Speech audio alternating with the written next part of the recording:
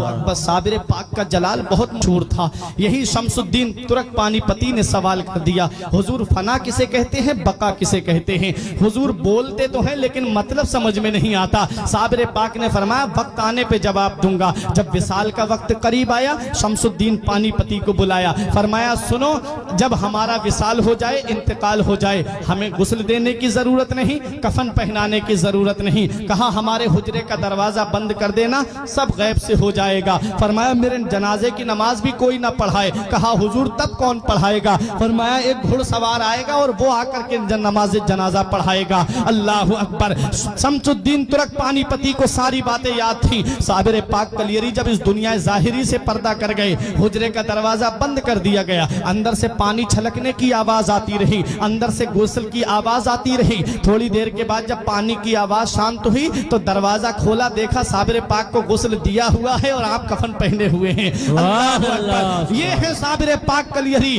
अब उसका इंतजार हो रहा है जो नमाज जनाजा पढ़ाएगा। बड़े बड़े औलिया लाइन में लगे हुए हैं, बड़े बड़े औलिया सफ में लगे हुए हैं, अपने वक्त के जय्यद उलमा सफ में लगे हुए हैं, मुरीदीन सफ में बांधे खड़े हुए हैं। शमसुद्दीन पानीपती से किसी ने कहा अरे नमाज जनाजा तो शमसुद्दीन पानीपती ही पढ़ाएंगे, क्योंकि सुबह भी साबिर पाक के साथ में रहे, दोपहर को भी साबिर पाक के साथ में रहे, शाम को भी साबिर पाक के साथ में रहे, खलबत में साबिर पाक के साथ हैं, जलवत में साबिर पाक के साथ हैं, सफर में साबिर पाक के साथ हैं, हजर में साबिर पाक के साथ हैं। हर वक्त साबिर पाक के साथ जो रहे, जिसे साबिर पाक बड़ी मोहब्बत फरमाए, उसे शमसुद्दीन तुर्क पानीपती कहते हैं। कहा यही तो नमाज जनाजा पढ़ाएंगे। तब शमसुद्दीन पानीपती ने कहा मैं नमाज जनाजा नहीं पढ़ाऊंगा, बल्कि मेरे पीर का ये कहना है कि एक घुड़सवार आकर के मेरी नमाज जनाजा पढ़ाएगा।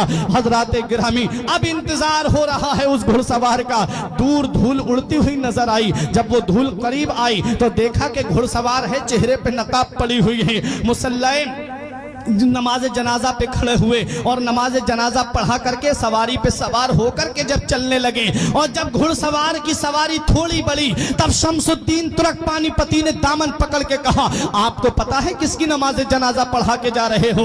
ये वो अल्लाह का वली है जिसकी शान सारी दुनिया में मशहूर है, ये वो अल्लाह का महबूब बंदा है जिसका जलाल सारी दुनिया में मशहूर है। आप जिनकी नमाज जनाजा पढ़ा के जा रहे हो, ये अल्लाह का मुकर्रब बंदा है, ये अल्लाह का नेक बंदा है, ये अल्लाह का वली है। कल मेरे साबिर की तारीख लिखी जाएगी, कल मेरे साबिर की हिस्ट्री लिखी जाएगी, कल मेरे साबिर का इतिहास लिखा जाएगा और दुनिया वाले मुझसे सवाल करेंगे ए शमसुद्दीन पानीपती, सुबह को तुम साबिर पाक के साथ में थे, दोपहर को तुम साबिर पाक के साथ में थे, शाम को तुम साबिर पाक के साथ में थे, सफर में तुम साथ रहे, हजर में तुम साथ रहे, खलबत में तुम साथ रहे, जलवत में तुम साथ रहे, हर वक्त तुम साबिर पाक के साथ में थे। जरा बताओ साबिर पाक की नमाज जनाजा किसने पढ़ाई थी? हुजूर मैं उनको क्या जवाब दूंगा? कल जब तारीख लिखने वाले मुझसे सवाल करेंगे साबिर पाक की नमाज जनाजा पढ़ाने वाले का नाम बताओ, जब इतिहास लिखने वाले मुझसे पूछेंगे साबिर पाक की नमाज जनाजा पढ़ाने वाले का नाम बताओ,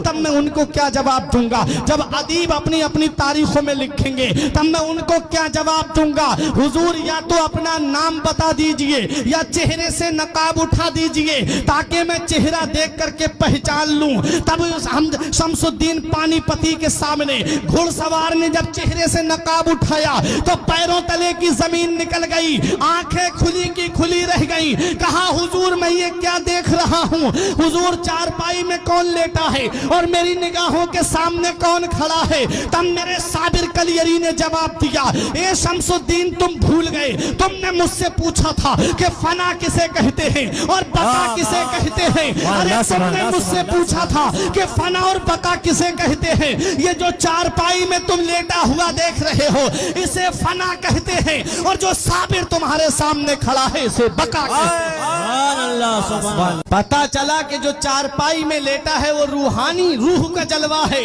اور جو صابر کلیری سامنے کھڑے ہیں اسے روحانیت کہتے ہیں، اسے روحانیت کہتے ہیں۔ روح الگ ہوتی ہے، روحانیت الگ ہوتی ہے۔ جسے روحانیت کا مقام ملتا ہے وہ لوگوں کی امداد کرتا ہے، جسے روحانیت مل جاتی ہے وہ لوگوں کی مشکلیں دور کرتا ہے، جسے روحانیت مل جاتی ہے وہ جب جہاں ان کا چاہنے والا پکارتا ہے وہ وہاں پہنچ جاتے ہیں۔ تبھی تو میرے غوث نے فرمایا تھا نظر تو الی بلاد اللہ جمعہ کا خردلۃ علی حکم اتصالی، میں اللہ کے تمام شہروں کو ایسے دیکھ رہا ہوں جیسے کوئی اپنی ہتھیلی پر رائی کے دانے کو دیکھ رہا ہو۔ یہ کیا ہے؟ یہ روحانیت کا جلوہ ہے۔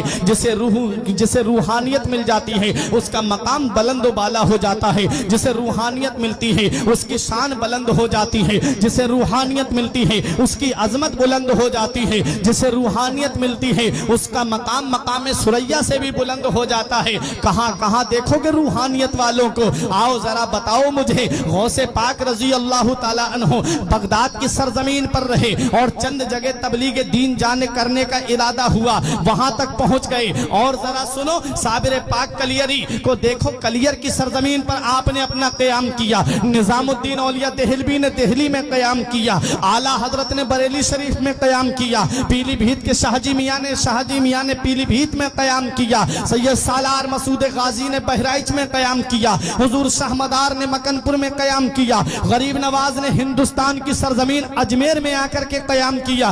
پورے ہندوستان میں تو نہیں گھومے تھے یہ اللہ کے ولی، غوث اعظم چند مقامات کے علاوہ پوری دنیا میں تو نہیں گئے تھے۔ صابر پاک کلیری کلیر اور اس کے چند مقامات کے علاوہ پورے ہندوستان میں تو نہیں گھومے تھے۔ نظام الدین اولیاء دہلوی دہلی اور چند مقامات کے علاوہ پورے ہندوستان کا تو سفر نہیں کیا تھا، لیکن پھر وجہ کیا ہے کہ آج پوری دنیا کے کونے کونے میں ان کا نام ہے، دنیا کے ہر گوشے میں ان شخصیتوں کا نام ہے۔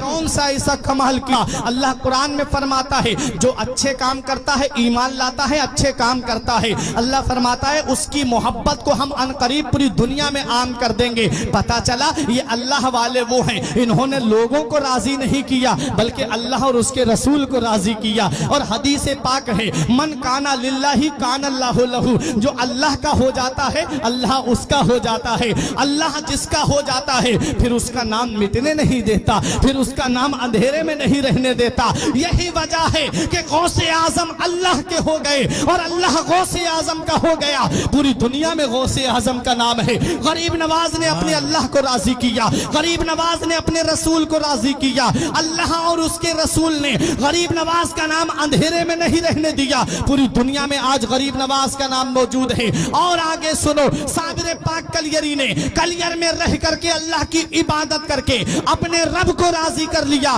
اللہ نے صابر کلیری کا نام مٹنے نہیں دیا، ہر مسلمان کے دل میں صابر کلیری کا نام ڈال دیا۔